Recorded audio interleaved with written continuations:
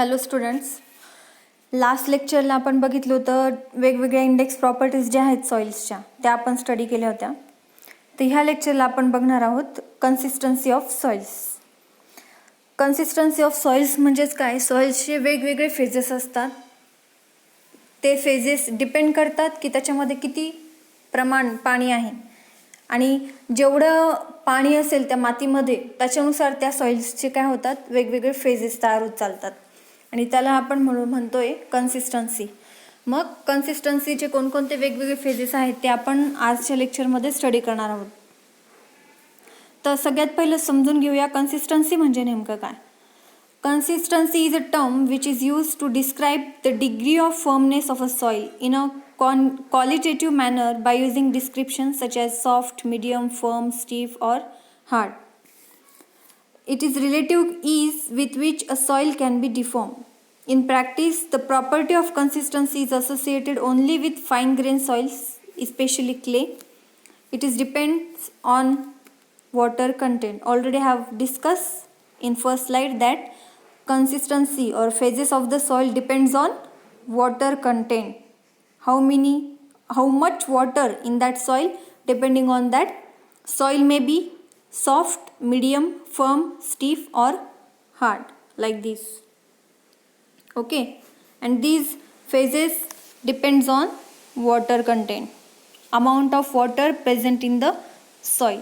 Okay, so simply consistency can be defined as the ease with which soil can be deformed. म्हणजेच किती easily soil ही deform होते. म्हणजे एखादा जर गोळा आपण बनवला सॉइलचा, किंवा किती इझिली एखाद्या सॉइलचा आपल्याला गोळा बनवता येतोय आणि बनवलेला गोळा इझिली डिफॉर्म करता येतोय, ह्या कंडिशनला, सॉइलची ही जी फेज आहे त्या कंडिशनला आपण काय म्हणू शकतो, कन्सिस्टन्सी म्हणू शकतो. बरोबर. मग आता आणि शक्यतो ही जी कन्सिस्टन्सी आहे ती जनरली कशाच्या रिलेटेड असते, कोणत्या सॉइल्सच्या रिलेटेड असते, only with fine grain soils. हे महत्त्वाचं लक्षात ठेवायचं, स्पेशली क्ले सॉइल्स. क्ले म्हणजे तुमची काळी माती माहीत असेल किंवा एकदम बारीक फाईन पावडर असलेल्या ज्या माती असतात त्यांच्याशी रिलेटेड ही टर्म आहे कन्सिस्टन्सी. ओके, जे कोर्स ग्रेन सॉइल आहेत म्हणजे तुमचे ॲग्रिगेट असतील, दगडं असतील, ज्यांचे साईजेस खूप मोठे आहेत, वाळू असेल, त्या टाईपच्या सॉइलला ही जी टर्म आहे कन्सिस्टन्सी टर्म ती अप्लाय होत नाही. कन्सिस्टन्सी टर्म ही कोणत्या सॉइलसाठी अप्लाय होते, ज्या सॉइलला फाईन ग्रेन सॉइल आहेत. ज्या सॉइल्स फाईन ग्रेन सॉइल्स आहेत म्हणजे 75 मायक्रॉनच्या खाली ज्यांची पार्टिकल साईजेस आहेत, त्या सगळ्या सॉइलला ही कन्सिस्टन्सी टर्म ॲप्लिकेबल होते. एवढं महत्त्वाचं लक्षात ठेवा. ठीक आहे. आणि कन्सिस्टन्सी कशावर डिपेंड आहे, वॉटर कंटेंट किती प्रेझेंट आहे त्या सॉइलमध्ये, त्यानुसार कन्सिस्टन्सी व्हॅरी होते. वेगवेगळे फेजेस येतात मग कन्सिस्टन्सीचे. बघूया आपण वन बाय वन नेक्स्ट स्लाइडला. तर 4 स्टेजेस असतात कन्सिस्टन्सीचे सॉइलमधले. सॉइलचे कन्सिस्टन्सीचे 4 स्टेजेस असतात. तर पहिलं येतं लिक्विड स्टेट, दुसरं येतं प्लास्टिक स्टेट, तिसरं येतं सेमी सॉलिड आणि चौथं येतं सॉलिड स्टेट. मग हे कोणकोणते स्टेट आहेत सॉइलचे ते बघूया. केव्हा लिक्विड म्हणायचं किंवा प्लास्टिक म्हणायचं, तर बघा definition. When A fine grain soil is mix thoroughly with a large quantity of water, the resulting suspension is in a liquid state and offers practically no resistance to flow. The soil has no shear strength and that soil is known as that means that we can call that soil is in a liquid state. किंवा त्या सॉइलची consistency कोणत्या स्टेजमध्ये आहे, liquid स्टेटमध्ये आहे आपण असं म्हणू शकतो. केव्हा, जेव्हा एखादी fine grain soil, for example तुमची काळी माती घ्या, काळी माती ही फाईन ग्रेन सॉइलमध्ये मोडते, किंवा क्ले घ्या, बरोबर, चिकन माती घ्या, एकदम जिचा चिखल होईल, एकदम बारीक माती असते ती. तर अशा सॉइलमध्ये जर आपण खूप मोठ्या प्रमाणामध्ये जर पाणी ॲड केलं तर काय होणार आहे, ती माती हलकी फुलकी असते, बारीक माती असते, त्यामुळे ती काय होते, पाण्यावरती तरंगते. बरोबर. एवढं पाणी ॲड करायचं आहे की जेणेकरून ती जी माती आहे ती पाण्यामध्ये तरंगली पाहिजे, म्हणजेच काय, सस्पेन्शन झालं पाहिजे आणि ती इझिली फ्लो झाली पाहिजे. म्हणजेच थोडक्यात काय, एवढं पाणी टाकायचं की ती पाण्यासोबत सुद्धा वाहून गेली पाहिजे. त्या स्टेटला काय म्हणतो आपण, की ती सॉईल आता सध्या कोणत्या स्टेटमध्ये आहे, किंवा त्या सॉईलची कन्सिस्टन्सी काय आहे, लिक्विड स्टेट. बरोबर, की जिला फ्लो होताना कोणत्याही प्रकारचा रेझिस्टन्स अप्लाय होत नाही आहे. म्हणजेच काय, की कुठल्याही प्रकारचं शिअर डेव्हलप होत नाही, म्हणजेच तिची शिअर स्ट्रेंथ काय आहे, सध्या 0 आहे किंवा शिअर स्ट्रेंथ नाही आहे.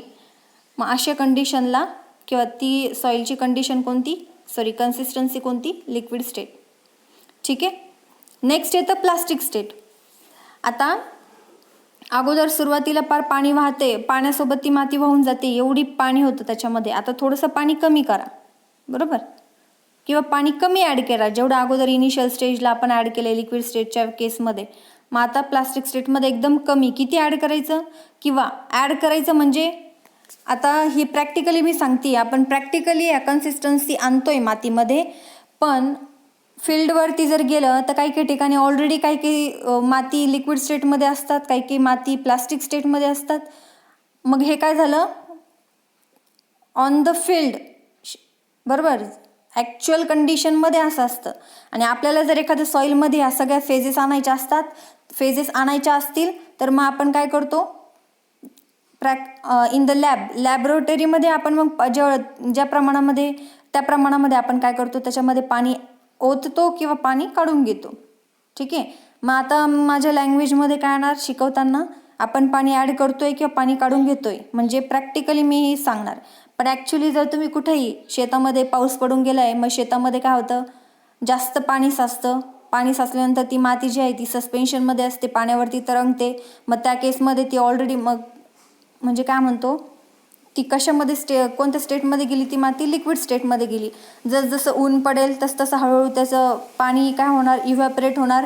मग ती लिक्विड स्टेट करून हळूहळू प्लास्टिक स्टेटकडे जाईल, प्लास्टिककडून सेमी सॉलिड स्टेटकडे जाईल, आणि सेमी सॉलिडकडून पूर्ण सॉलिड स्टेटमध्ये जाईल. सॉलिड स्टेटमध्ये किंवा जेव्हा तिच्यातलं पूर्ण पाणी जे असेल किंवा जवळपास पाणी पूर्ण उडून गेलेलं असेल आणि ती पूर्ण काय होईल, मोकळी होईल, ज्याच्यामध्ये पाण्याचं प्रमाण एकदम कमी असेल, मग ती तेव्हा त्या कोणत्या स्टेटमध्ये येईल, मग सेमी सॉलिड स्टेटमध्ये येईल. मग हे नॅचरली स्टेट झाल्या. आणि आपण आता हे करत असताना मी प्रॅक्टिकली स्टेट सांगते तुम्हाला, सांगत असताना, एक्सप्लेन करत असताना. ठीक आहे. म्हणजे पाणी ओतणं, पाणी काढून घेणं, तर हे जे टर्म्स मी शब्द वापरणार आहे तर ते प्रॅक्टिकली वापरणार आहे. पुढे येतं प्लास्टिक स्टेट. मग प्लास्टिक स्टेट केव्हा म्हणायचं, की ती सॉईल किंवा त्या सॉईलची कन्सिस्टन्सी प्लास्टिक स्टेटमध्ये आहे. केव्हा म्हणायचं, की water content of the soil, the suspension is gradually reduced to keep the consistency of the sample uniform. A stage comes when it just offering resistance to flow. बरोबर, liquid स्टेटमध्ये काय होत होतं, की ती सस्पेन्शनमध्ये होती आणि तिला फ्लो होण्यासाठी कुठलाही रेजिस्टन्स नव्हतं, ती इझिली फ्लो होत होती. प्लास्टिक स्टेटमध्ये काय आहे, ती जस्ट एकदम कमी याच्यामध्ये सस्पेन्शनमध्ये तर आहे, पण तिला थोडासा आता फ्लो होण्यासाठी रेजिस्टन्स येतो आहे, कारण पाण्याचं प्रमाण आता कमी झालेलं आहे मातीमधलं. मग अशी जी स्टेज असेल प्लास्टिक, ती कोणती झाली, प्लास्टिक स्टेट. किंवा ती माती तुम्हाला जर ऑब्झर्वलं की अशी कंडिशन आहे, तर मग तुम्ही काय करू शकता, कन्क्लुजन काय करू शकता, की ती माती प्लास्टिक स्टेटमध्ये आहे.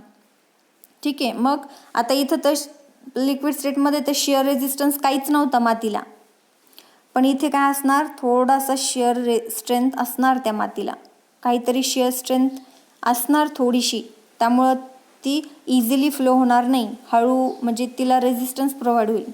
ठीक आहे. आणि मग ह्या कंडिशनला काय होतं, मग आपली जी माती ती लिक्विड स्टेट करून कोणत्या स्टेटमध्ये जाते, प्लास्टिक स्टेटमध्ये जाते. ठीक आहे. हे झालं प्लास्टिक स्टेट. बघा, आता आपलं जिओटेक्निकलच्या नुसार जर लिक्विड लिमिट आणि प्लास्टिक लिमिटची जर डेफिनेशन सांगायची ठरली, तर ह्या सगळ्यात महत्त्वाच्या डेफिनेशन्स आहेत ज्या ओरलला किंवा थेरी एक्झाम्सला विचारल्या जातात. डिफाईन लिक्विड लिमिट हे जर विचारलं तर तुम्हाला ह्याच काय सांगावं लागणार, आन्सर्स सांगावे लागणार, ह्याच डेफिनेशन सांगाव्या लागणार. The boundary of water content between liquid and plastic limit is called liquid limit. बरोबर. ते लिक्विड स्टेट आणि प्लास्टिक स्टेट ह्या दोघांमध्ये जी बाउंड्री असती, त्या बाउंड्रीला जो वॉटर कंटेंट असतो मातीमधला, त्या वॉटर कंटेंटला आपण म्हणतो लिक्विड लिमिट. लक्षात असू द्या. मग हे याच्यावरनं हे मागे बघितले आपण 2 स्टेट बघितले. सॉइलचे 2 स्टेट असतात, लिक्विड स्टेट, प्लास्टिक स्टेट. आता पुढे आणखीन स्टडी करणार आहोत सेमी सॉलिड स्टेट आणि सॉलिड स्टेट. हे 4 कन्सिस्टन्सी आहेत. पण याच्यावरून मग काय होतंय, लिमिट्स तयार होतात. ह्या दोघांमध्ये जी काही बाउंड्री असेल, म्हणजे सपोज आता एक ग्राफ प्लॉट केला आपण. इथं 0 पासून सुरू होत आहे, 1 आणि 2. सपोज इथून तर इथपर्यंत काय आहे, ती सॉइल लिक्विड स्टेटमध्ये आहे. एवढं वॉटर कंटेंट ॲड केल्यानंतर, म्हणजे थोडक्यात इथं जास्त असायला पाहिजे, बरोबर. इथं 1 कन्सिडर करूया, इथं 2 आणि 3. सपोज 1 to 2% मध्ये ती लिक्विड लिमिटमध्ये आहे, इथून एवढं. आणि इथं म्हणजे ह्या बाउंड्री नंतर ती कशामध्ये टर्न होते, प्लास्टिक स्टेटमध्ये टर्न होते. मग ह्या बाउंड्रीला जो काही वॉटर कंटेंट आहे, आता हे वॉटर कंटेंट आहे, वॉटर कंटेंटचे पर्सेंटेज असतील. मग या बाउंड्रीला जो काही वॉटर कंटेंट आहे, तर त्याला तुम्ही काय म्हणणार, लिक्विड लिमिट, बरोबर. तर ती डेफिनेशन महत्त्वाची इथे बघा. The boundary of water content between liquid state and plastic state of soil is called liquid limit. In the plastic state, the soil can be molded to different shapes without rupturing it due to its plasticity. तर लक्षात ठेवा, जेव्हा soil एखादी plastic स्टेटमध्ये असते आणि तिला एखाद्या कोणत्याही शेपमध्ये तुम्ही मोल्ड करा, काही बनवा त्या मातीचं, पण ते बनवताना जर ती माती रप्चर होत नसेल, म्हणजे तुटत नसेल इझिली कोणताही शेप, तर ती गेन करत असेल, याचा अर्थ मग ती कोणत्या स्टेटमध्ये आहे, सध्या प्लास्टिक स्टेटमध्ये आहे असं ओळखायचं. ठीक आहे, पुढे बघा. आता प्लास्टिक लिमिटची definition. If the water content is further reduce, बरोबर. लिक्विड स्टेट झालं आणि प्लास्टिक स्टेट झालं. तर प्लास्टिक स्टेटमधून सुद्धा जेव्हा पाणी आणखीन कमी होणार, बरोबर. प्लास्टिक स्टेटमध्ये जेवढं वॉटर कंटेंट होतं त्याच्याही खाली आता थोडंसं वॉटर कंटेंट रिड्यूस झालेलं आहे. मग त्यावेळेस सॉइल कोणत्या स्टेटमध्ये जाणार, सेमी सॉलिड स्टेटमध्ये जाणार. ठीक आहे. मग सॉइल सॅम्पल कुठून जाणार, प्लास्टिक स्टेटपासून सेमी सॉलिड स्टेटमध्ये. म्हणजे सगळ्यात जास्त वॉटर कंटेंट कोणत्या स्टेटमध्ये राहणार, लिक्विड स्टेटमध्ये राहणार. मग त्याच्यापेक्षा कमी वॉटर कंटेंट कोणत्या स्टेटमध्ये, प्लास्टिक. आणि त्याच्यापेक्षा कमी सेमी सॉलिड. आणि मग खाली काय राहिलं, सॉलिड स्टेट, ज्यामध्ये खूप खूप कमी प्रमाण असणार पाण्याचं किंवा नसणार सुद्धा. मग दुसरं लिमिट येतं. आता हे पहिलं लिमिट स्टडी केलं आपण, कन्सिस्टन्सी लिमिट्स म्हटलं जाते यांना. आणि दुसरं लिमिट आहे प्लास्टिक लिमिट. मग प्लास्टिक लिमिटची डेफिनेशन काय झाली बघा. When soil changes from plastic state to semi solid state, it is called as plastic limit. The water content between the boundary when clay sample changes from plastic state to semi solid state is called plastic limit. ठीक आहे. हे second consistency limit झालं. पहिलं consistency limit झालं liquid limit, दुसरं consistency limit झालं plastic limit. Okay. हे consistency limits लक्षात ठेवा, यांची डेफिनेशन. आणि कन्सिस्टन्सी स्टेजेस कोणते, liquid state, plastic state, semi solid state आणि पुढे बघायचे सॉलिड स्टेट. पुढे बघा. Wien the water content of soil mass is decrease, आता आणखीन डिक्रीज झालंय. Volume of soil mass does not decrease any further but remains the same. बरोबर. आता सेमी सॉलिड स्टेटला आलेली आहे सध्याला आपल्याला आपली सॉइल.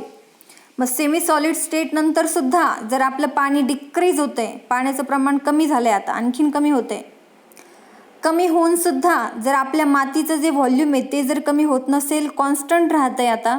कारण बघा, लिक्विड स्टेटमध्ये पाण्याचं व्हॉल्यूम जास्त असणार, मातीचं व्हॉल्यूम जास्त असणार, कारण पाणी तेवढं होतं म्हणून. मग प्लास्टिक स्टेटमध्ये तिचं व्हॉल्यूम कमी होणार. सेमी सॉलिड स्टेटमध्ये आणखीन पाणी उडून गेल्यामुळं तिचं व्हॉल्यूम पुन्हा काय होणार, आणखीन कमी होणार. पण अशी स्टेप सॉलिड स्टेटमध्ये काय होतं, सॉलिड स्टेटमध्ये पाणी जरी कमी झालं तरी त्या मातीचं जे व्हॉल्यूम आहे ते कमी होत नाही. मग अशा स्टेपला जेव्हा माती असते आपली, तेव्हा ती कोणत्या स्टेपमध्ये येते किंवा स्टेजमध्ये येते, सॉलिड स्टेटमध्ये येते. लक्षात असू द्या. ठीक आहे. मग sample changes from the semi-solids to solid state. Corresponding to that, the boundary water content is called shrinkage limit. मग हा तिसरा लिमिट झाला consistency limit. Shrinkage limit किंवा boundary between semi-solids to solid state किंवा water content related to boundary between semi-solid to solid state is called shrinkage limit. ठीक आहे. Next ग्राफमध्ये बघूया आपण. इथे ग्राफमध्ये स्टडी केले बघा. इथे काय होतंय, वॉटर कंटेंट एक्स ॲक्सिसला वॉटर कंटेंट घेतलंय, वाय ॲक्सिसला व्हॉल्यूम ऑफ सॉईल मास घेतलंय. बरोबर, सॉईल मासचं व्हॉल्यूम घेतलंय. आता पहिलं येतं लिक्विड स्टेट. आता लिक्विड स्टेटमध्ये वॉटर कंटेंट जास्त असणार. आता इथं हा ओरिजिन आहे. ओरिजिनला वॉटर कंटेंट सपोज आपण मानूया 0%. बरोबर, आणि इथं काय असणार मॅक्झिमम. ह्या पॉईंटला काय असणार मॅक्झिमम लिक्विड लिमिट असणार, मॅक्झिमम वॉटर कंटेंट असणार सॉईलमध्ये. मग जेव्हा मॅक्झिमम वॉटर कंटेंट असेल सॉईलमध्ये तेव्हा सॉईल काय होणार, सस्पेंड होणार, पाण्यामध्ये तरंगणार. मग त्यावेळेस काय होणार, ती कोणत्या स्टेटमध्ये असणार, लिक्विड स्टेट.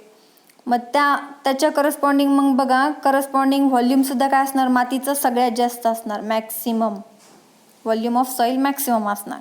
बरोबर, मग जसं बघा आता इकडे पाणी काय होतंय, रिडक्शन होतंय. बरोबर, रिव्हर्स जर गेला आपण ग्राफच्या तर इकडं ह्या पॉईंटकडे इकडे काय होणार, पाणी रिड्यूस होणार. ठीक आहे, इथून गेलं तर पाणी रिडक्शन होणार, रिड्यूस होणार.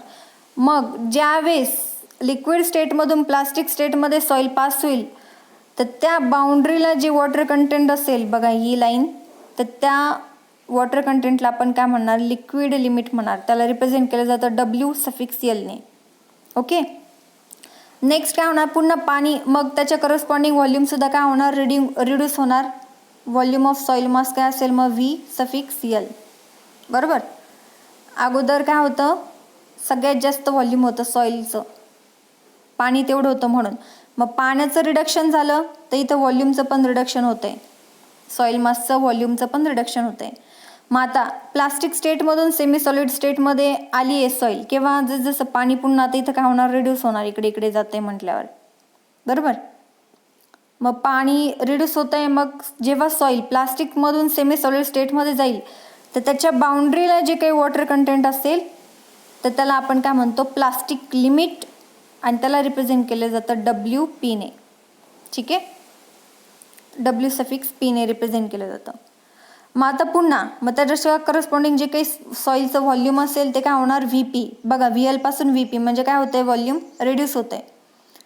मग करस्पॉन्डिंग व्हॉल्यूम ऑफ सॉईल काय असणार, VP. आता पुन्हा पाणी रिड्यूस होतंय. मग सेमी सॉलिड स्टेटमधून कुठं जाईल सॉईल, सॉलिड स्टेटमध्ये जाईल. आणि त्याच्या बाउंड्रीला जे काही वॉटर कंटेंट असेल, जेव्हा ती सॉईल सेमी सॉलिडमधून जस्ट सॉलिड स्टेटमध्ये एंटर होईल त्या कंडिशनला जे वॉटर कंटेंट असेल सॉईलमध्ये तर त्याला आपण काय म्हणूया, श्रिंकेज लिमिट. त्याला रिप्रेझेंट केलं जातं W∗S ने. त्याच्या करस्पॉन्डिंग जे काही व्हॉल्यूम असेल ते म्हणजे आता ड्राय व्हॉल्यूम ऑफ सॉईल मास. बरोबर, कारण माती आता काय झाली आहे, कोरडी झाली आहे, कारण पाणी आता पूर्ण काय आहे, पूर्ण कमी झालेलं आहे. जेव्हा माती ड्राय असते तेव्हा तिचं जे काही व्हॉल्यूम असेल त्याच्यापेक्षा कमी होणार का व्हॉल्यूम, किती जरी पाणी उडलं तरी नाही. मग ते तिचं व्हॉल्यूम काय असणार, कॉन्स्टंट राहणार, फिक्स राहणार, याच्यानंतर चेंज होणार नाही. बघा इथं बघा WSच्या रिलेटेड काय होतंय, व्हॉल्यूम हे कॉन्स्टंट राहत आहे. बघा इथं त्यामुळे स्ट्रेट लाईन आलेली इथे. आणि इथं पुढं काय होत होतं, व्हॉल्यूम जसं वॉटर कंटेंट डिक्रीज होईल तसं व्हॉल्यूम डिक्रीज होत होतं. बघा लिनियरली, एक्सपोनेन्शियली इथं अशी ही लाईन दाखवलेली, तिरपी लाईन दाखवलेली. कारण जसं वॉटर कंटेंट रिड्यूस होईल तसं काय होत होतं, व्हॉल्यूम रिड्यूस होत होतं. पण इन अ सॉलिड स्टेटमध्ये काय होतं, बघा इथं वॉटर कंटेंट रिड्यूस झालेलं आहे पण व्हॉल्यूम हे कॉन्स्टंट राहिलेलं आहे, म्हणून इथं स्ट्रेट लाईन आलेली आहे. बरोबर, म्हणजेच काय, या वॉटर कंटेंटला जे व्हॉल्यूम आहे तेच 0%ला सुद्धा व्हॉल्यूम आहे, सेम व्हॉल्यूम आहे सॉईलचं. तर ह्या स्टेटला काय म्हणतो आपण, सॉलिड स्टेट म्हणतो. आणि ही प्रोसेस रिव्हर्ससुद्धा होऊ शकते. सपोज सुरुवातीला आपली सॉईल आहे त्याच्यामध्ये 0% पाणी आहे, मग नंतर आपण जसं पाणी ॲड करत राहणार तसं मग ती सॉईल काय होणार, सॉलिड करून सेमी सॉलिडकडे जाईल. सेमी सॉलिडकडून प्लास्टिककडे जाईल आणि प्लास्टिककडून लिक्विडकडे जाईल, म्हणजे लिक्विड स्टेटमध्ये जाईल. बरोबर. मग ही प्रोसेस अशी पण होऊ शकते आणि उलटी पण होऊ शकते. हे कन्सिस्टन्सी लिमिट समजले तुम्हाला 3: श्रिंकेज लिमिट, प्लास्टिक लिमिट आणि लिक्विड लिमिट. आणि कन्सिस्टन्सी स्टेजेस कोणत्या सॉईलच्या? Solid state, semi solid state, plastic state आणि लिक्विड स्टेट. ठीक आहे.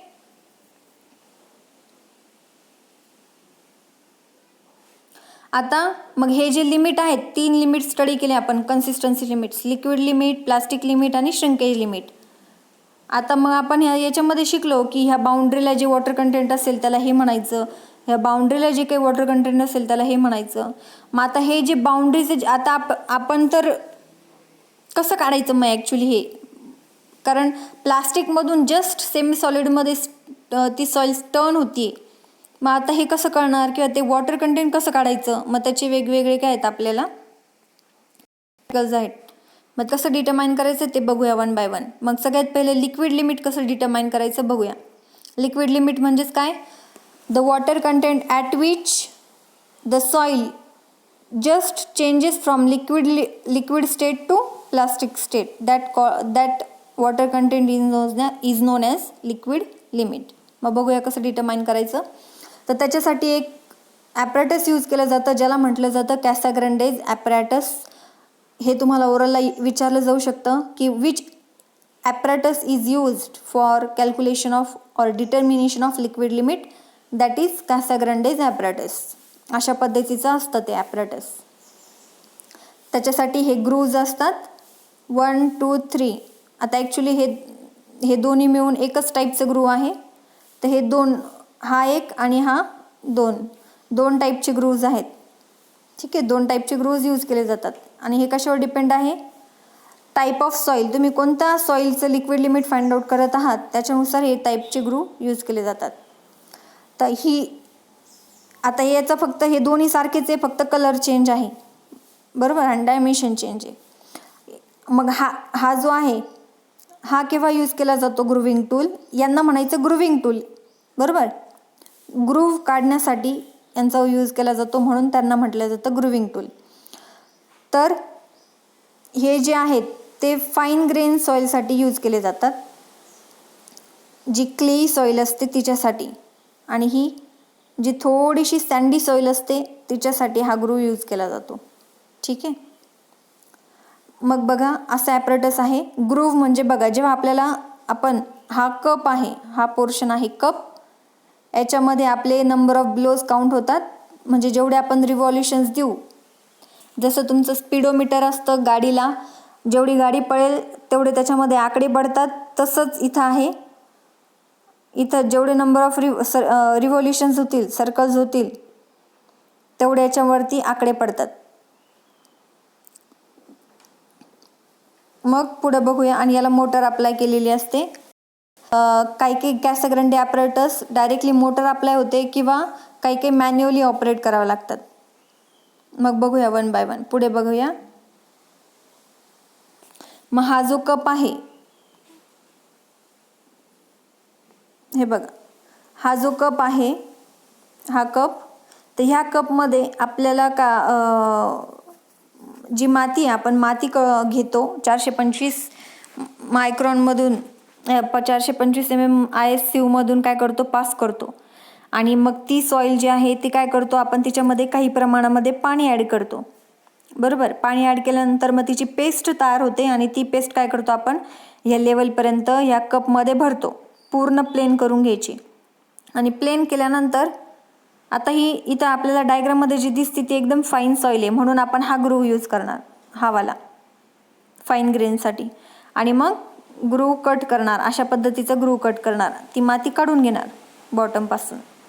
आता याचं जे प्रॅक्टिकल आहे, प्रॅक्टिकलचा जो व्हिडिओ आहे तो मी तुम्हाला लवकरच प्रॅक्टिकलसाठी शेअर करणार आहे, तर तो बघून घ्या. याच्यामधून जर नाहीच समजलं व्यवस्थित तर, कारण जेव्हा ॲक्च्युअल तुम्ही प्रॅक्टिकल करतात तेव्हा बेसिक सगळे पॉईंट्स तुमचे क्लिअर होऊन जातात. ठीक आहे. इथे फक्त आता डायमेन्शन आणि प्रोसिजरची स्टेप काय आहे ते मी ह्या लेक्चरमध्ये कव्हर करणार. तर ह्या डायग्राममध्ये पूर्ण जे काय आहे ॲपरेटस त्याचे पूर्ण डायमेन्शन्स दिलेले आहेत, ते काय एवढे गरजेचे नाही आहेत. ठीक आहे, तरीसुद्धा तुम्ही एकदा ओव्हरलुक करून घेऊ शकता नंतर.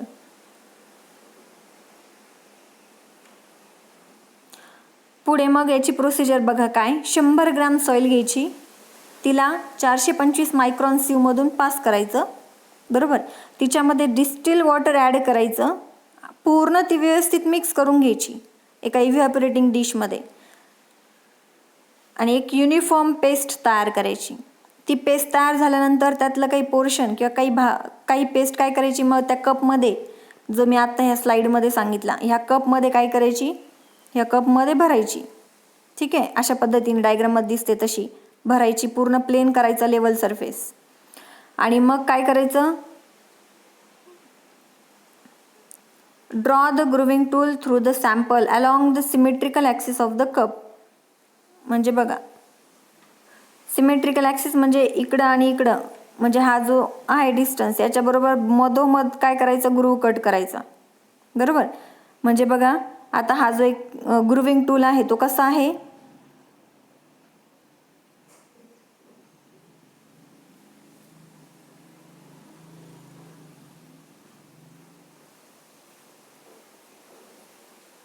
असा आहे. बरोबर, मग आपली सपोज ही पेस्ट अशी लेवल केलेली आहे.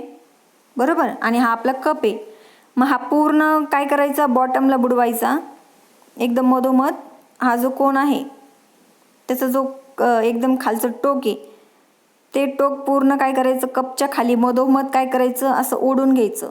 कुठून, इकडून इथपर्यंत ड्रॅग करायचं असं. आणि जेणेकरून मग काय होतं, आणि मग त्याच्यासोबत काय येते, तेवढी माती पण निघून येते बाहेर. मग असा ग्रूव तयार होतो, म्हणजे खाच पडते बघा. मग अशा पद्धतीची खाच पडते.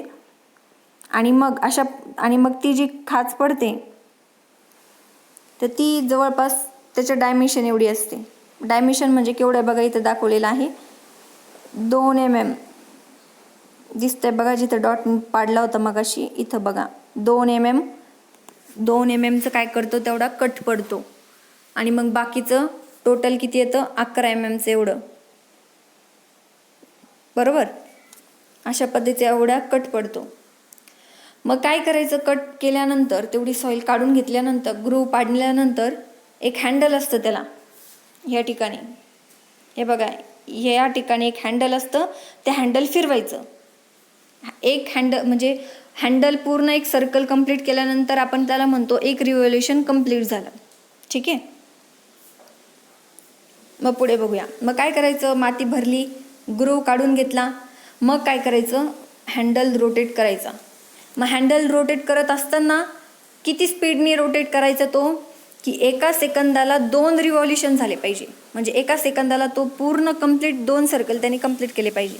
एवढ्या स्पीडने काय करायचं, तुम्ही ते हँडल फिरवत राहायचं. त्याला आपण म्हणतो नंबर ऑफ ब्लोज. बरोबर, आणि नंबर ऑफ ब्लोज मग काउंट करायचे.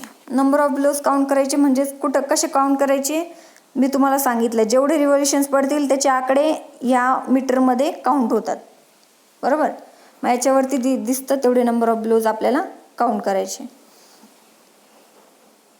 ओके, कुठपर्यंत मग ही प्रोसेस करायची, कुठपर्यंत ते सारखं रोटेट करत राहायचं ते हँडल,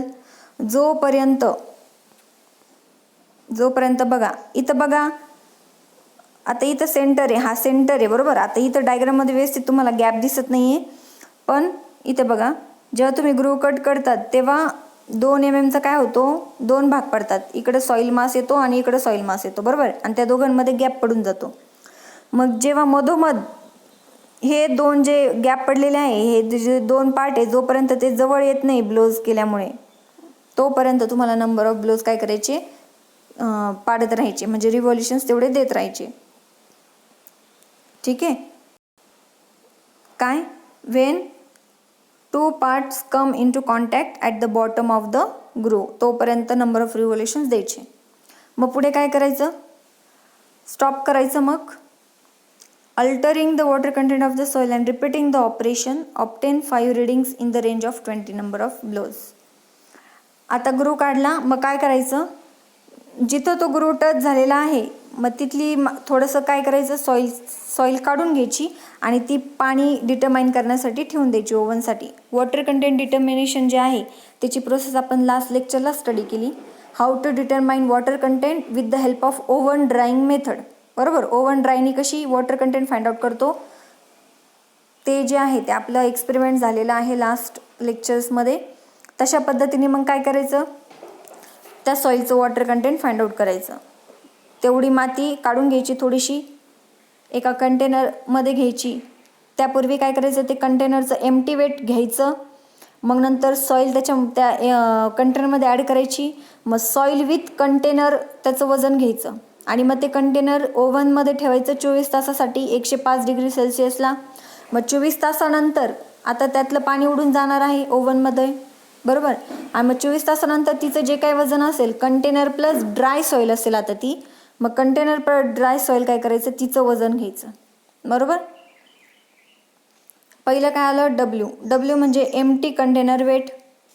दुसरं काय आलं, सपोज W1 म्हणजे कंटेनरचं वजन प्लस वेट सॉईल म्हणजे ओली माती. आणि W2 काय असणार, कंटेनरचं वजन प्लस ड्राय सॉईल पूर्ण पाणी उडून गेल्यानंतरचं वजन. मग त्याच्यावरून तुम्ही वॉटर कंटेंट फाइंड आउट करणार. मग वॉटर कंटेंटचं फॉर्म्युला काय आहे, लास्ट लेक्चरमध्येच आपण सगळ्या प्रॉपर्टी स्टडी केल्या, त्याचे फॉर्म्युले स्टडी केले. Weight of water to the weight of solid हे जनरल फॉर्म्युला आहे. मग याच्यावरून आपल्याला पाण्याचं वजन कसं काढणार आपण, की या दोघांचा डिफरन्स. कोणत्या दोघांचा difference, weight of soil container plus weight soil म्हणजे W1. Suppose W1 minus W2 आपल्याला काय मिळेल, वेट ऑफ वॉटर मिळेल. आणि वेट ऑफ सॉलिड कसं मिळणार, W2 मायनस W1. अशा पद्धतीने आपल्याला काय मिळणार, वेट ऑफ सॉलिड मिळणार. इंटू 100% केल्यानंतर आपल्याला काय मिळेल, वॉटर कंटेंट मिळेल. मग अशा पद्धतीने वॉटर कंटेंट फाइंड आउट करायचं. मग ही एकदा प्रोसिजर केली. पुन्हा मग काय करायचं, पुन्हा 100 ग्राम 100 ग्राम माती घ्यायची 425मधून सीव केलेली. त्याच्यात थोडंसं पाणी ॲड करायचं, युनिफॉर्म पेस्ट तयार करायची, त्या कपमध्ये भरायची, ग्रो काढायचा. ग्रो काढल्यानंतर नंबर ऑफ ब्लोज द्यायचे until that 2 parts come into contact at the bottom of the groove. आणि मग स्टॉप करायचं. नंबर ऑफ ब्लोज, किती नंबर ऑफ ब्लोज झाले ते काउंट करायचे, तिथे दिसतात त्या रीडिंगमध्ये, तेवढे लिहायचे. मग असे 5 वेळेस रीडिंग पुन्हा मग काय करायचं, जिथं टच झालेलं आहे तिथलं काही थोडंसं सॉईल सॅम्पल घ्यायचं, त्याचं मग पाणी डिटरमाइन करायचं, वॉटर कंटेंट डिटरमाइन करायचं. असं 5 वेळेस करायचं. आणि 5 वेळेस केल्यानंतर मग काय, एक ग्राफ तयार होतो, सेमिलॉग ग्राफ तयार करावा लागतो हे जे रीडिंग्स मिळाले त्याच्यानुसार. आणि मग 25 ब्लोजला जे काही वॉटर कंटेंट असेल त्याला आपण म्हणतो लिक्विड लिमिट. ठीक आहे, मग प्रॅक्टिकली डेफिनेशन काय झाली लिक्विड लिमिटची बघा. Water content corresponding to 25 blows shows the liquid limit. हे बघा, अशा पद्धतीने 5 काय करायचं, 5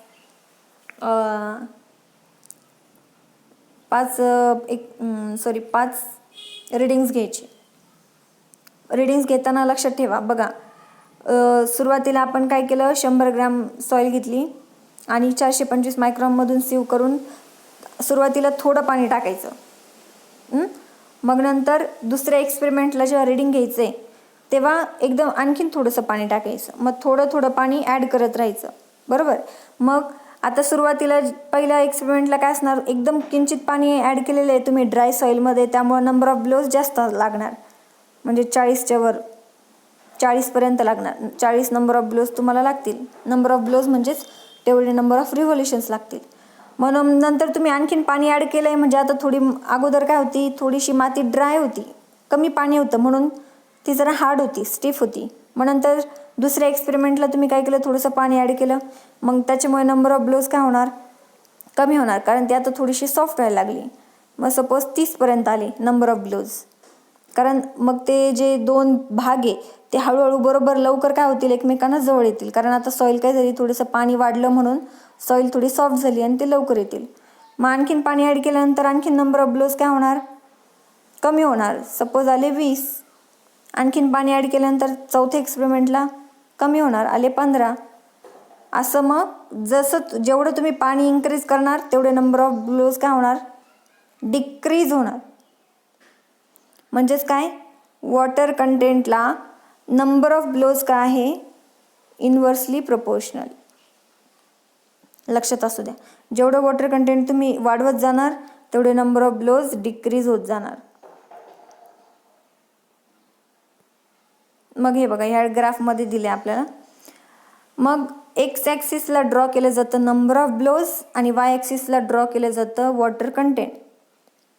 ठीक आहे. मग अशा पद्धतीचा अशी इन्क्लाइन लाईन येते. सुरुवातीचा हा पॉईंट असणार, मग सेकंड एक्सपेरिमेंटला हा पॉईंट भेटेल आणि तिसऱ्या एक्सपेरिमेंटला हा पॉईंट भेटेल. म्हणजे सुरुवातीला नंबर ऑफ ब्लोज किती भेटणार, 35. नंतर सपोज भेटले 25 आणि नंतर भेटले 15. बरोबर. आणि त्याच्या करस्पॉन्डिंग वॉटर कंटेंट असं 32, त्याच्या करस्पॉन्डिंग वॉटर सपोज 36 आणि याचं 39. बरोबर. मग आता हे 3 प्लॉट घेतल्यानंतर आपल्याला काय, आपल्या एक्सपेरिमेंटमध्ये काय एक्झॅक्टली 25 नंबर ऑफ ब्लोज येतील असं नाही आहे. बरोबर. मग आता हे 3 पॉईंट भेटलेत आपल्याला, आणि मग ते लाईननी जॉईन करायची, आपल्याला एक स्ट्रेट लाईन मिळेल, इन्क्लाइन लाईन. बरोबर.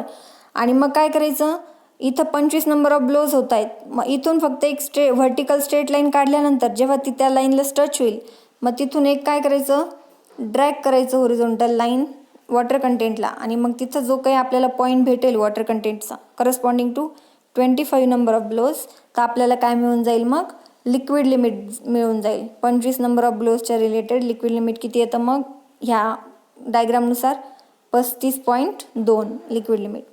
आणि हा सेमी लॉगॅरिथमिक ग्राफ आहे, जो तुमच्या आता मॅन्युअलमध्ये तुम्हाला बघायला मिळेलच. त्याच्यावरती हा ग्राफ काय केला जातो, प्लॉट केला जातो. आता प्लास्टिक लिमिट कसं फाइंड आउट करायचं. प्लास्टिक लिमिट फार इझी आहे. त्याला काय करायचं, 15 ग्राम सॉईल जे आहे, ओव्हन ड्राईड सॉईल, म्हणजे जिच्यामध्ये पाण्याचं प्रमाण एकदम 0% पूर्ण ड्राय असलेली सॉईल घ्यायची कोणत्याही एक्सपेरिमेंटसाठी. लक्षात असू द्या, लिक्विड लिमिटला सुद्धा ओव्हन ड्राईड सॉईल घ्यायची. आता इथे तिकडं लिक्विड लिमिटला किती माती लागत होती, 100 ग्राम. आता प्लास्टिकसाठी 15 ग्राम सॉईल मोजून घ्यायची. ती पण ही सुद्धा कशातून पास करायची, 425 मायक्रॉन सिवमधून. ती सुद्धा कशामधून केली होती, लिक्विड लिमिट स्टेटसाठी 425 मायक्रॉन सिवमधून पास केली होती. आता काय करायचं, तिच्या ह्यामध्ये सुद्धा काय करायचं, थोडंसं पाणी काय करायचं, ॲड करायचं. कुठपर्यंत, जोपर्यंत आपली सॉईल ही प्लास्टिक स्टेटमध्ये येत नाही तेवढं पाणी काय करायचं, फक्त ॲड करायचं. आता प्लास्टिक स्टेटमध्ये आपली सॉईल हे कसं कळायचं, आपल्याला ती काय करता आली पाहिजे, इझिली मोल्ड करता आली पाहिजे कोणत्या पण शेपमध्ये आपल्या फिंगरवरती. आणि जर तिचा गोळा तयार होत असेल व्यवस्थित एकदम स्मूथली, याचा अर्थ आपली आता काय आलेली, आपली माती प्लास्टिक स्टेटमध्ये आलेली असं ओळखायचं. तशा पद्धतीचं पाणी मग थोडं थोडं करून ॲड करायचं. त्याच्यामुळं एकदमच पाणी ॲड करायचं नाही, एकदम 2-4 थेंब 2-4 थेंब असं करत करत काय करायचं, मिक्स करत जायचं व्यवस्थित. माती पूर्ण गोळा होतोय का नाही बघायचं. होत नसेल तर मग थोडंसं पाणी ॲड करायचं एकदम किंचित, पुन्हा मिक्स करायची व्यवस्थित, पुन्हा ट्राय करायचं गोळा होतोय का नाही. अशा पद्धतीने एकदम केअरफुली काय करायचं, मग ती माती प्लास्टिक स्टेटमध्ये आणायची. मग आणल्यानंतर आता पुढं काय करायचं, गोळा तयार झालेला आता व्यवस्थित. मग तो गोळा आता 15 ग्रामचा तयार केलेला आहे, आपल्याला आता टेस्टसाठी एवढं लागत नाही. मग काय करायचं, त्यातलं थोडासा भाग घ्यायचा, तो गोल करायचा. कशावर रोल करायचा, आता तो प्लास्टिक स्टेटवर ग्लास प्लेटवरती आपल्याला काय करायचा, तो गोळा रोल करायचा.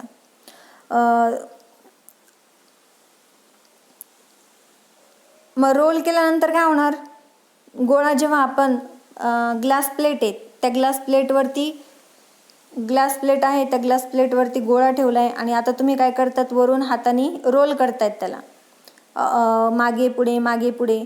तर काय होणार, मग त्याची साईज कमी होणार आणि मग तो एक थ्रेडमध्ये काय होणार, डेव्हलप होत चालणार हळूहळू. बरोबर. त्याची मग काय होणार, लांबी वाढत जाणार, डायमीटर कमी कमी होत जाणार. मग असं त्याला रोल करायचं कुठपर्यंत, जोपर्यंत त्याचा डायमीटर 3 mm पर्यंत होईल तोपर्यंत त्याला रोल करत राहायचं प्लेटवरती. बरोबर. आता रोल केल्यानंतर सुद्धा 3 mm झालेला आहे तो, पण त्याच्यामध्ये काहीच क्रॅक्स नाही आहेत. बरोबर. थ्रेड तयार झाला आहे त्या मातीचा, 3 mm डायमीटर असलेलं सगळीकडं, आणि तरी पण त्याच्यामध्ये क्रॅक नाही. मग काय करायचं, पुन्हा तो जो जी माती आहे, हे बघा अशा पद्धतीचं थ्रेड तयार होतं रोल केल्यानंतर, बरोबर. मग आता याच्यामध्ये काही क्रॅक्स ऑब्झर्व होत नाही. मग पुन्हा हे पुन्हा माती गोळा करायची, पुन्हा त्याचा गोळा बनवायचा आणि पुन्हा रोल करायचं ग्लास प्लेटवरती. आता सपोज 3 mm झाल्यानंतर जर त्याच्यामध्ये क्रॅक जर तुम्हाला आढळले तर काय करायचं, त्या ठिकाणी मग एक्सपेरिमेंट स्टॉप करायचा, रोल करणं बंद करायचं, आणि मग ते जे थ्रेड आलाय तो थ्रेड काय करायचा, मग आता वॉटर कंटेंटसाठी ठेवून द्यायचा डिटरमाइन करण्यासाठी. आलं लक्षात? आणि अशी स्टेप जी आहे ती 2 ते 3 वेळेस रिपीट करायची ही प्रोसेस. आणि मग 3 एक्सपेरिमेंटचा जो काही रिझल्ट असेल त्याचा ॲव्हरेज वॉटर कंटेंट म्हणजे काय असेल तुमचं प्लास्टिक लिमिट लक्षात असू द्या. बघा आता इथं काय झालं आहे, पहिल्या याच्यामध्ये weight of dry soil taken, dry सॉईलचं मास घ्यायचं 15 ग्राम असणार. मग एम्प्टी कंटेनरचं वेट जे काय असेल ते असेल. मग नंतर weight of wet soil before drying, जेव्हा तुम्ही ओव्हनमधून काढणार तेव्हा तिचं वजन काय असणार W2, बरोबर. आणि मग वॉटर कंटेंट फाइंड आउट करायचं तिचं WS, बरोबर. आणि मग त्याच्यावरून तुम्ही फाइंड आउट करू शकता त्या मातीची प्लास्टिसिटी इंडेक्स. आता प्लास्टिसिटी इंडेक्स फाइंड आउट करण्यासाठी तुम्हाला अगोदर लिक्विड लिमिट फाइंड आउट करावं लागतं, आणि लिक्विड लिमिट काढून झाल्यानंतर प्लास्टिक लिमिट काढावं लागतं त्या मातीचं. आणि ह्या दोघांचा difference, liquid limit minus plastic limit, एक वेगळी टर्म आहे, तिला आपण म्हणतो प्लास्टिसिटी इंडेक्स. ओके, ही एक टर्म लक्षात असू द्या. मग प्लास्टिसिटी इंडेक्स डिनोट केलं जातं I∗P एक्सप्रेस्ड इन पर्सेंटेज, बरोबर. आणि फॉर्म्युला काय आहे, it is the difference between liquid limit minus plastic limit. ही झाली डेफिनेशन. आणि फॉर्म्युला काय, liquid limit minus plastic limit, त्या दोघांचा डिफरन्स जो येईल तो म्हणजे प्लास्टिसिटी इंडेक्स. मग ती प्लास्टिसिटी इंडेक्स काढायची. अशा पद्धतीने आपण काय केलं, प्लास्टिक लिमिट फाइंड आउट केलं. आणि लास्ट कन्सिस्टन्सी लिमिट म्हणजे श्रिंकेज लिमिट, बरोबर. मग श्रिंकेज लिमिट म्हणजेच काय बघा, आता श्रिंकेज लिमिट जेव्हा आपली माती सेमी सॉलिड स्टेटमधून जेव्हा सॉलिड स्टेटमध्ये जाते तर त्याच्या बाउंड्रीला जे काही वॉटर कंटेंट असतं त्याला आपण काय म्हणतो, श्रिंकेज लिमिट. मग ते कसं डिटरमाइन करायचं बघा. तर हे पूर्ण एक्सपेरिमेंटल ॲपरेटस आहे. त्याच्यामध्ये काय केलं आहे बघा, एक इव्हॅपोरेटिंग डिश घेतलेली आहे. त्या इव्हॅपोरेटिंग डिशमध्ये बघा, ही इव्हॅपोरेटिंग डिश आहे, क्रॉस सेक्शन दाखवलेला आहे म्हणून इथं हॅश दिलेले सगळीकडे. इव्हॅपोरेटिंग डिश घेतली, तिच्यामध्ये काही प्रमाणात बघा इथं मर्क्युरी ॲड झालेली आहे. तिच्यामध्ये ही जी श्रिंकेज डिश आहे, हा जो बॉक्स दिसतोय आतमध्ये त्याला श्रिंकेज डिश म्हणतात. तर ती श्रिंकेज डिश त्या इव्हॅपोरेटिंग डिशमध्ये ठेवलेली आहे बघा. आता त्या इव्हॅपोरेटिंग डिशवरती बघा, श्रिंकेज डिश, ही जी श्रिंकेज डिश आहे ही याला म्हणतो श्रिंकेज डिश. मग श्रिंकेज डिशमध्ये बघा एक सॉईलचं काय केलेलं आहे, चौकोन तयार केलेला आहे आणि तो चौकोन आतमध्ये ठेवला आहे. पण कशामध्ये ठेवला आहे, त्याच्या आतमध्ये सुद्धा मर्क्युरी आहे. हे जे ब्लॅक कलरचं जे दिसतंय ते म्हणजे मर्क्युरी. श्रिंकेज डिशमध्ये अगोदर काय केलं जातं, मर्क्युरी भरलं जातं. मग मर्क्युरी भरल्यानंतर एक ड्राय सॉईल पॅट, कोरड्या मातीचा एक काय म्हणतो आपण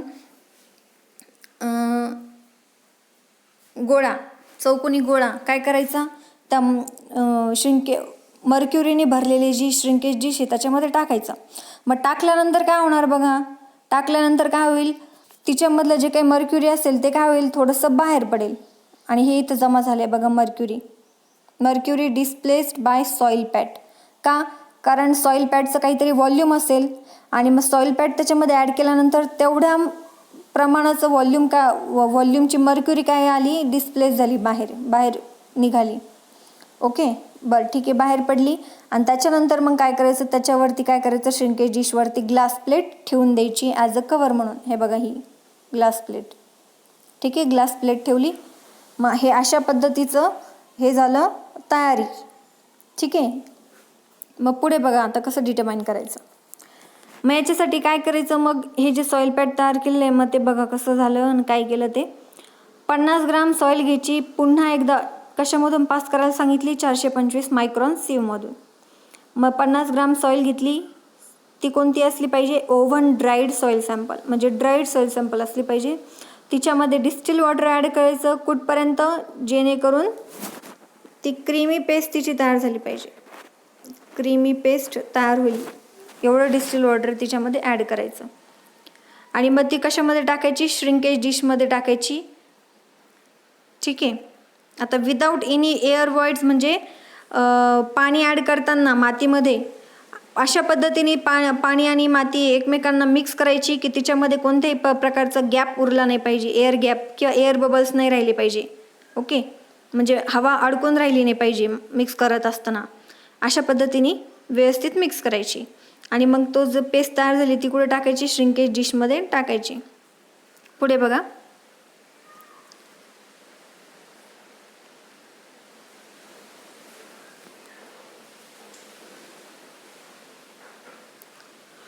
श्रिंकेज डिश जी आहे मग तिला काय करायचं, मग तिचं वजन करायचं. वजन करण्यापूर्वी तिला काय करायचं, एक व्हॅसलिनचा लेअर द्यायचा आतमधून.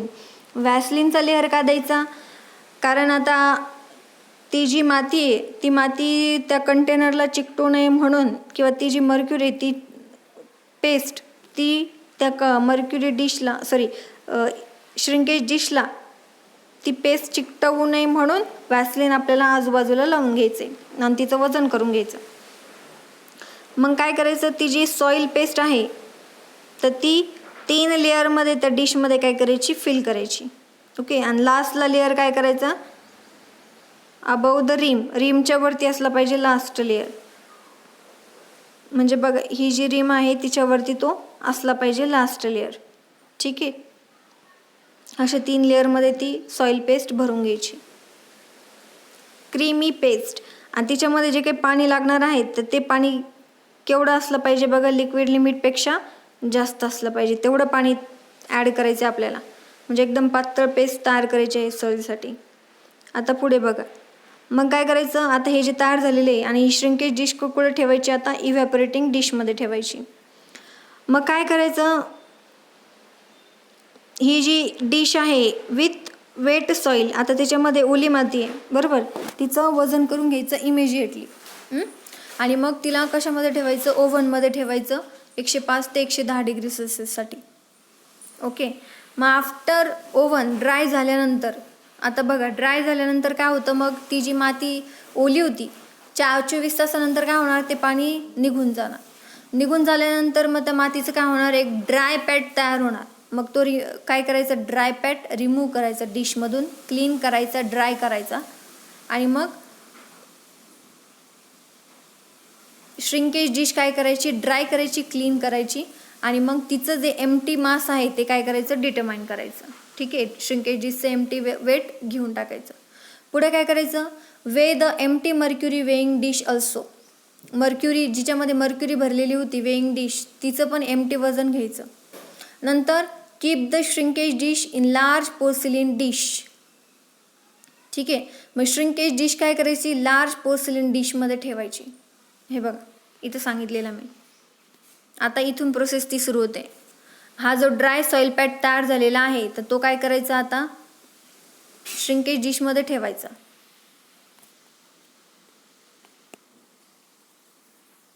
आणि त्याला मग कशाने ओव्हरफ्लो करायचं, मर्क्युरीने ओव्हरफ्लो करायचं. आणि मग ती जी काही मर्क्युरी आहे ती कशामध्ये ट्रान्सफर होते, काही वेइंग डिशमध्ये ट्रान्सफर होते बरोबर.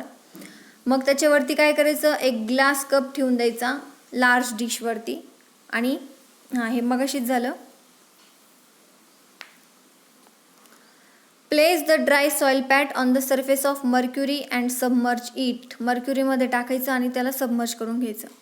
मग ही जी डिस्प्लेस झालेली जी मर्क्युरी आहे ड्राय पॅटनी, तिचं वजन करून घ्यायचं विथ वेइंग डिश. ठीक आहे, मग अशा पद्धतीने हे सगळे वेट घेतल्यानंतर पहिल्यांदा कशाचं वजन घ्यायचं, श्रिंकेज डिशचं वजन घ्यायचं. नंतर श्रिंकेज डिश आणि ओली मातीचं वजन घ्यायचं, त्याला W2 म्हणायचं. नंतर ओली माती आणि श्रिंकेज डिशचं वजन घ्यायचं, W2 मायनस W1 याच्यावरून आपल्याला निघेल वेट सॉईलचं वजन कॅल्क्युलेट होईल आपल्याला ह्या दोघांचा डिफरन्स घेतल्यानंतर W2 मायनस W1. तिसरं आपल्याला कशाचं घ्यायचं श्रिंकेज डिश आणि ड्राय सॉईलचं वजन घ्यायचं, त्याला W3 मेन्शन केलं. मग ड्राय सॉईल पॅडचं कॅल्क्युलेशन कसं करू शकतो, वजन कसं आणू शकतो आपण, W3 मायनस W1. मग पुढं व्हॉल्यूम ऑफ वेट सॉईल कसं आपण कॅल्क्युलेट केलं, is equals to volume of shrinkage soil. Shrinkage डिशचं जेवढं व्हॉल्यूम असेल तेवढं वेट सॉईलचं व्हॉल्यूम असेल. आणि volume of the dry soil pad हे केवढं असेल, जेवढं मर्क्युरी डिस्प्लेस झाली ड्राय सॉईल पॅड ॲड केल्यानंतर जेवढी मर्क्युरी डिस्प्लेस झाली तिचं जेवढं व्हॉल्यूम असेल तेवढं कशाचं असणार, ड्राय सॉईल पॅडचं व्हॉल्यूम असणार. ठीक आहे. मग एवढे व्हॉल्यूम कॅल्क्युलेट केल्यानंतर मग श्रिंकेज लिमिट कसं फाइंड आउट होणार, W minus WS minus gamma W into V1 minus V2 divided by WS. ठीक आहे. अशा पद्धतीने तुम्हाला काय मिळणार, श्रिंकेज लिमिट्स मिळणार. मग याच्यावरून पुढे श्रिंकेज रेशो ही एक टर्म येते. श्रिंकेज रेशो कसा फाइंड आउट करणार, WS divided by V2 into rho W म्हणजे डेन्सिटी ऑफ वॉटर. त्याच्यावरनं तुम्ही व्हॉल्यूम श्रिंकेज फाइंड आउट करणार. व्हॉल्यूम श्रिंकेज कसं फाइंड आउट केलं जातं, V1 minus V2 divided by V2 into 100. मग V1 आणि V2 म्हणजे काय बघा, V1 म्हणजे काय, वेट सॉईलचं व्हॉल्यूम आणि V2 म्हणजे काय, ड्राय सॉईलचं व्हॉल्यूम. ठीक आहे. अशा पद्धतीने श्रिंकेज लिमिट, श्रिंकेज रेशो आणि व्हॉल्यूमेट्रिक श्रिंकेज ह्या 3 पॅरामीटर्स कॅल्क्युलेट केले जातात. ओके. मग अटरबर्ग इंडायसेस कोणकोणते येतात बघा. याच्यावरून मग जे काही लिमिट्स आपण फाइंड आउट केले त्याच्यावरनं काही अटरबर्ग इंडायसेस फाइंड आउट केले जातात. ह्या टर्म्स येतात, इंडेक्स येतात. त्यामध्ये येतं प्लास्टिसिटी इंडेक्स. प्लास्टिसिटी इंडेक्सची डेफिनेशन आपण पाठीमागच बघितली, liquid limit minus plastic limit. पुढे येतं flow index, toughness index, consistency index आणि लिक्विडिटी इंडेक्स. हे 5ही इंडेक्स फार महत्त्वाचे आहे oral point of view, exam point of view, MPSC UPSC exam point of view, जे काही तुमच्या गव्हर्नमेंटचे एक्झाम्स असेल त्यांच्यासाठी. ठीक आहे. 1 बाय 1 बघूया. तर प्लास्टिसिटी इंडेक्स म्हणजे liquid limit minus plastics limit, त्याला म्हणतो आपण प्लास्टिसिटी इंडेक्स. त्याचा फॉर्म्युला रिप्रेझेंट केलं जातं WL मायनस WP. पुढे येतं फ्लो इंडेक्स. फ्लो इंडेक्स म्हणजे W1 minus W2 divided by log to the base 10 N2 divided by N1. मग W1 म्हणजेच काय की water content corresponding to number of blows N1 आणि W2 म्हणजे water content corresponding to number of blows N2. मागेच आपण बघितलं liquid limit find out करण्यासाठी number of blows versus water content हा ग्राफ प्लॉट केला जातो अशा पद्धतीने, बरोबर. मग तुम्ही 5 वेळा जर केलं तर तुम्हाला 5 रीडिंग येणार, 1 2 3 4 आणि 5, बरोबर. मग सपोज हा झाला N1, हा झाला N2, हा झाला N3, N4 आणि हा N5, म्हणजे 5 रीडिंग्ज आहे. मग हे जे तिसरं रीडिंग आहे ते तुम्ही घेतलं फ्लो इंडेक्ससाठी कॅल्क्युलेट करण्यासाठी, मग त्याला म्हणणार तुम्ही 1.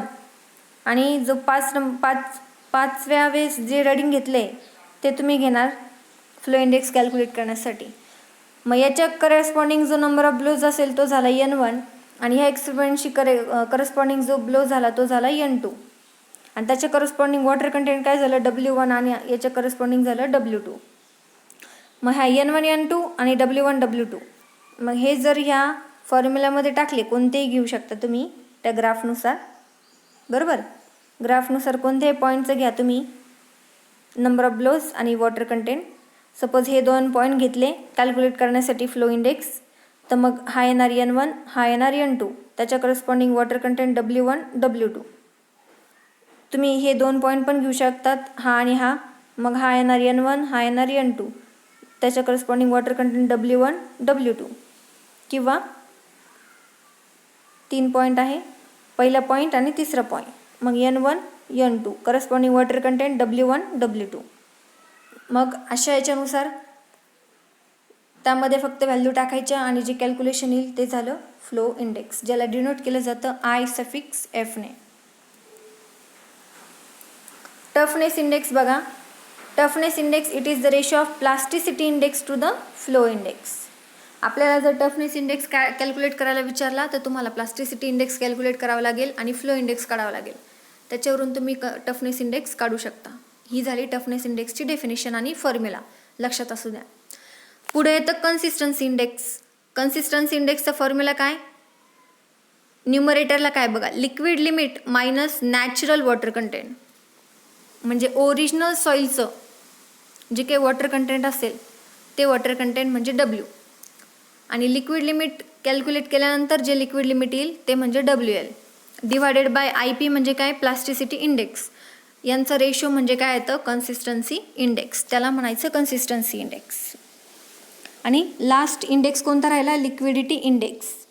त्याची सुद्धा काय आहे, water content of natural soil minus plastic limit divided by plasticity index, याला म्हणायचं लिक्विडिटी इंडेक्स.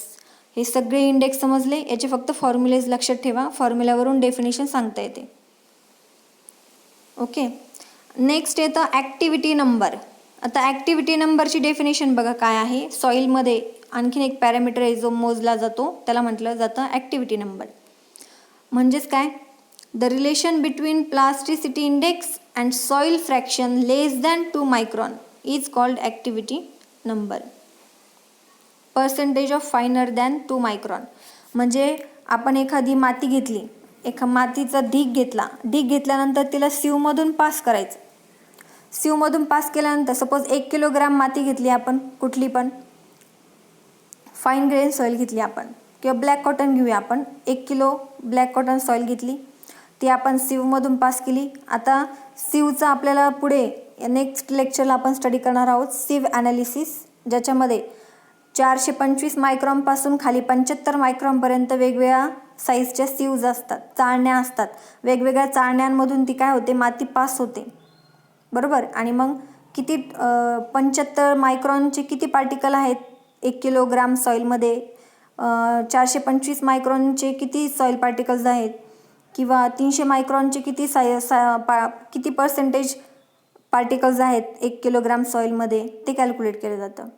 मग असंच 2 मायक्रॉनचे मग ॲक्टिव्हिटी नंबर कसं काय कॅल्क्युलेट केला जातो, it is the ratio of plasticity index to the percentage finer than 2 micron. 1 kilo soil sample घेतली आहे, तिच्यामध्ये 2 मायक्रॉनपेक्षाही खाली किती टक्के मातीचे पार्टिकल्स आहेत ते इथं पर्सेंटेज टाकला जातो, आणि त्याच्यावरून आपण ॲक्टिव्हिटी नंबर फाइंड आउट करू शकतो. मग बघा इथं दिलेलं आहे सॉईल टाईपनुसार त्याचे ॲक्टिव्हिटी नंबर दिलेले आहेत. जर आपली सॉईल ही इनॲक्टिव्ह असेल तर तिचा ॲक्टिव्हिटी नंबर, तसं नाही, उलटं ॲक्च्युली ॲक्टिव्हिटी नंबरनुसार सॉईलचे टाईप पडतात. ठीक आहे, कॅल्क्युलेशन केल्यानंतर जर तुमचा ॲक्टिव्हिटी नंबर 0.75पेक्षा जर कमी आला, याचा अर्थ तुमची सॉईल ही झाली इनॲक्टिव्ह. ठीक आहे, कॅल्क्युलेशन केल्यानंतर जर तुमचं सॉईल म्हणजे सॉईलची तुम्ही प्लास्टिसिटी इंडेक्स फाइंड आउट केली आणि 2 मायक्रॉनपेक्षा किती टक्के 2 मायक्रॉनच्या खाली किती टक्के पार्टिकल्स आहेत हे फाइंड आउट केलं आहे, त्याचा रेशो काढला, ॲक्टिव्हिटी नंबर मिळाला. मग तो जर ॲक्टिव्हिटी नंबर तुमचा 0.75 to 1.4 मध्ये जर असेल तर तुमची सॉईल कोणती झाली, नॉर्मल सॉईल झाली.